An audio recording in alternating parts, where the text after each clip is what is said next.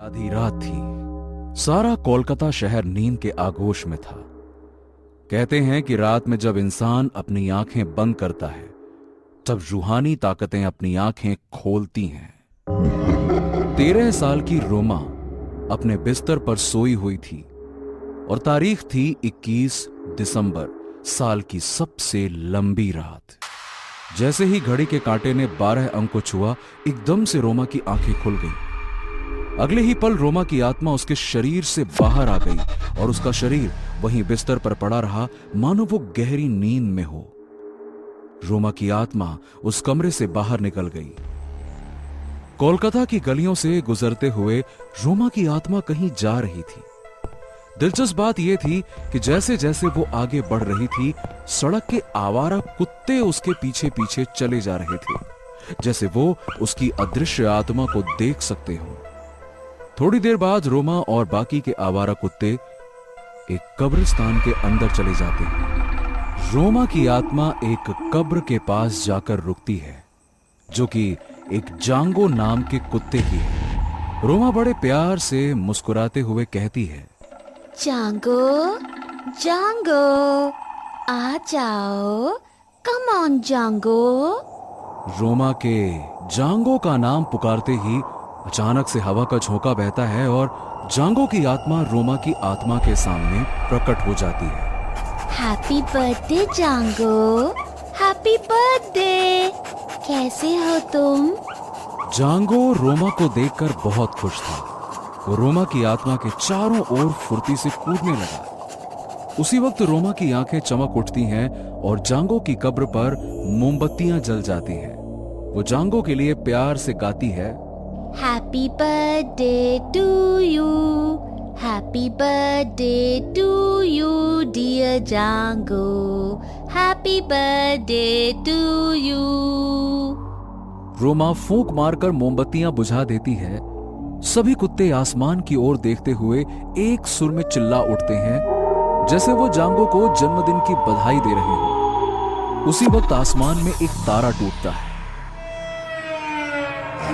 आमार बंगला, सोनार बंगला। कोलकाता बंगाल का एक ऐतिहासिक शहर है।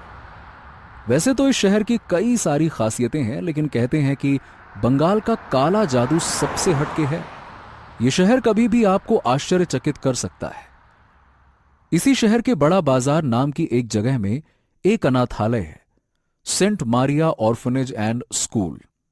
यहां कई अनाथ बच्चे रहते हैं, यहीं पढ़ते भी हैं और यहीं के हॉस्टल में सोते भी हैं। रोमा भी इन अनाथ बच्चों के साथ इसी अनाथालय में रहती है, मगर वो इन तमाम बच्चों में सबसे अलग स्वभाव की है। रोमा को रात में तारे देखना बहुत पसंद है। वो कई बार छुपकर हॉस्टल की छत में बैठकर घंटों तारों को देखती रहती है। उसे ऐसा लगता है कि तारों के उस पार कोई है जो उसका इंतजार कर रहा है।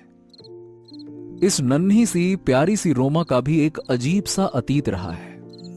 आज से 13 साल पहले जब रोमा मुश्किल से 2 से 3 महीने की थी, तब उसे किसी ने अनाथालय के दरवाजे पर छोड़ दिया था। उस रात बहुत तेज बारिश हुई थी।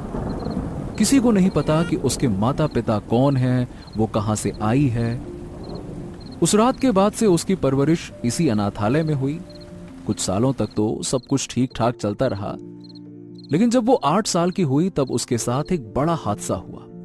एक रात वो तारों को देखने के बाद छत की सीढ़ियों से उतर रही थी। तभी सीढ़ियों पर गिरे पानी से उसका पैर फिसल गया और वो बड़ी तेजी से जमीन पर गिर गई और बेहोश हो गई। रोमा के माथे पर बहुत जोर की चोट लगी। उसके सिर से बहुत सारा खून बह गया। 7 दिन तक रोमा एक सरकारी हॉस्पिटल में कोमा में पड़ी रही। सबने उसके बचने की उम्मीद तक छोड़ दी थी। उस रात भी बहुत तेज बारिश हो रही थी। डॉक्टर ने रोमा को मृत घोषित कर दिया था। दुनिया की नजरों में रोमा मर चुकी थी, लेकिन होनी को कुछ और ही मंजूर था। उस रात आकाश में एक ऐसा करिश्मा होने वाला था जो सैकड़ों सालों में एक ही बार होता है। ड्रैकोनिड नाम की उल्का धरती के आकाश मंडल से टकराई और टूटे हुए तारों की जोरदार बारिश हुई। और फिर एक जादू हुआ। एक सफेद कुत्ता गली में अकेला बैठा आसमान की ओर टकटकी लगाकर तारों की बारिश देख रहा था। वो कुत्ता वही जांगो था, अगले ही पल जांगो हॉस्पिटल की ओर दौड़ पड़ा। जांगो चुपके से रोमा के कमरे में घुस गया। वो थोड़ी देर रोमा को देखता रहा और फिर प्यार से उसके पैर चाटने लगा। उसके बाद वो हुआ जो कोई सोच भी नहीं सकता। रोमा की आत्मा उसके शरीर में लौट आई। वो फिर से जिंदा हो गई थी। रोमा उठकर अपने चारों ओर देखती है। उसे कुछ भी होश नहीं था कि वो इस हॉस्पिटल में कब से है, कैसे आई, क्यों आई, उसे कुछ भी पता नहीं था। पर जैसे ही उसकी नजर जांगो पर पड़ी, वो सब कुछ भूलकर खुशी से झूम उठी, जैसे उसे कुछ हुआ ही नहीं था। वो प्यार से जांगो को सहलाने लगी। पता नहीं मुझे क्या हुआ था और मैं यहाँ क्या कर रही हूँ। तुम कौन हो और कहाँ से आए? कितने सुंदर और प्यारे हो तुम। तुम्हारा नाम क्या है? बताओ मुझे। ओके, आज से तुम्हारा नाम जांगो।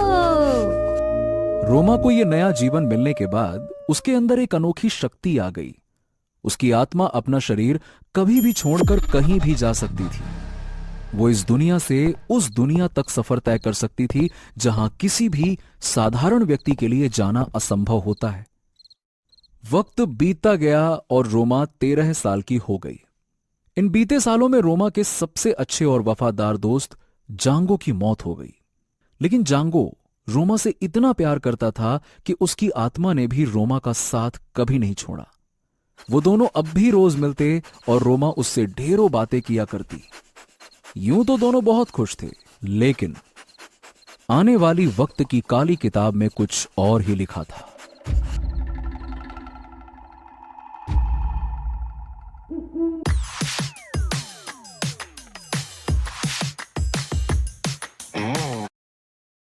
रात हो चुकी थी। अनाथालय के सभी बच्चे सो रहे थे।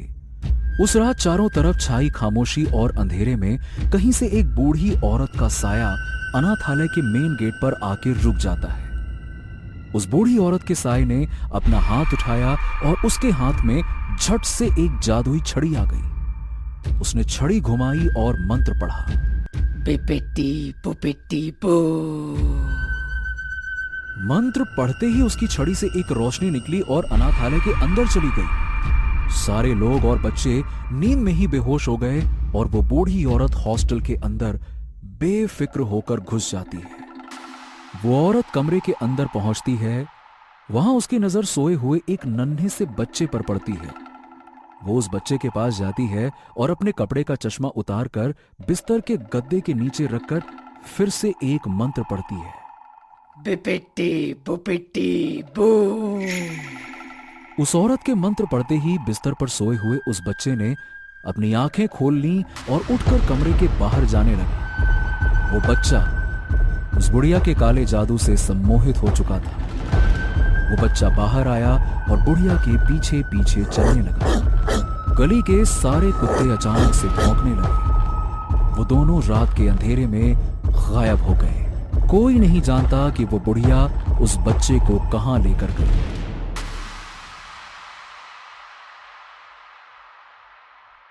हर रोज की तरह सुबह हुई, लेकिन आज की सुबह इस अनाथालय के लिए एक बुरी खबर लेकर आई। हॉस्टल से एक बच्चा गायब था। चारों ओर हंगामा मच गया। बच्चे को हर जगह खोजा गया पर वो कहीं नहीं मिला। कोलकाता पुलिस ने भी उसे खोजने की बहुत कोशिश की, लेकिन उस लापता बच्चे का कोई सुराग नहीं मिला। बात पूरे शहर में फैल गई। सब परेशान और हैरान थे, मगर रोमा के मन में कुछ और ही चल रहा था। डुग्गू मेरा अच्छा दोस्त था जांगो। वो पढ़ने में भी बहुत अच्छा था। हर एग्जाम के पहले मेरी कितनी हेल्प करता था। मुझे उसकी बहुत चिंता हो रही है। पता नहीं मुझे ऐसा क्यों लग रहा है कि वो किसी बड़ी मुसीबत में है। अगर कल रात मेरी आत्मा मेरे शरीर में होती तो शायद वो इस तरह से गायब नहीं होता। मुझे उसे ढूंढना ही होगा जांगो। क्या तुम मेरी हेल्प करोगे? Good bye. तो चलो मेरे साथ। रोमा का दिल कह रहा था कि उसका दोस्त डुग्गू खतरे में है। रोमा उसे हर हाल में वापस लाना चाहती थी। जांगो और रोमा लापता डुग्गू का सुराग खोजने निकल पड़े। रोमा और जांगो की आत्मा हॉस्टल के कमरे में घुसती है। वो दोनों डुग्गू के बिस्तर के पास जाते हैं ताकि उन्हें कोई सुराग मिल सके। डुग्गू को तो अंधेरे से डर लगता था, फिर रात में वो अकेले बाहर जाने की हिम्मत नहीं कर सकता। कुछ गड़बड़ है जांगो। रोमा डुग्गू के बेड को गौर से देखती रही। उसका मन बार बार कह रहा था कि डुग्गू के साथ कुछ तो हुआ है। वो बिस्तर की चादर पलट पलट कर अच्छे से मुआयना करती रही, पर उसे कुछ सुराग नहीं मिला। अचानक जांगो हरकत में आता है और बिस्तर का गद्दा खींचने लगता है। रोमा समझ गई कि गद्दे के नीचे कुछ तो है।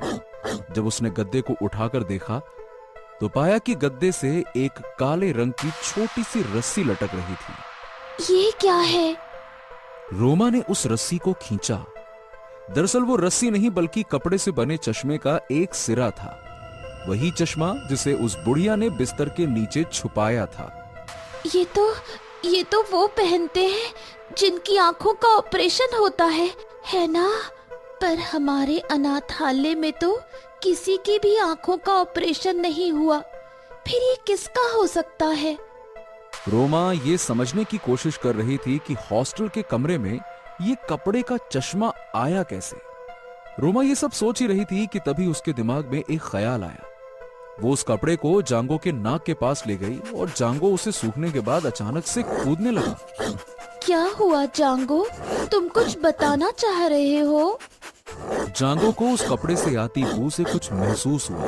वो रोमा को कुछ बताना चाहता था। जांगो कोई मामूली कुत्ता नहीं था। वो अपने आसपास मौजूद आत्माओं और बुरी शक्तियों को महसूस कर सकता था। रोमा जांगो का इशारा समझ गई। मैं समझ गई हूँ जांगो। डुग्गू गायब नहीं हुआ है, उसे गायब किया गया है। उसे किसी ने किडनैप किया है। हम दोनों को उसे ढूंढकर वापस लाना ही होगा। आज रात हम उसका पता लगाएंगे और उसे वापस लेके आएंगे। ये चश्मा जिसका भी है, डुग्गू के गायब होने में उसी का हाथ है। कौन है वो जिसका ये चश्मा है? रोमा के इस सवाल का जवाब दूर एक जंगल में छुपा था।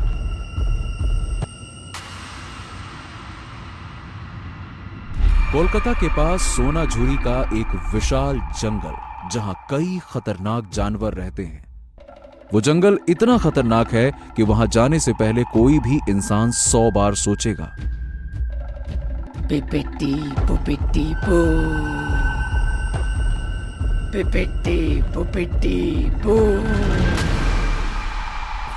आखिर डुग्गू को किसने गायब किया? क्या वो चश्मा उसी का था? कौन है ये खतरनाक बुढ़िया और वो आखिरकार चाहती क्या है? क्या वो डुग्गू को भी मार डालेगी या रोमा और जांगो उसे बचा लेंगे?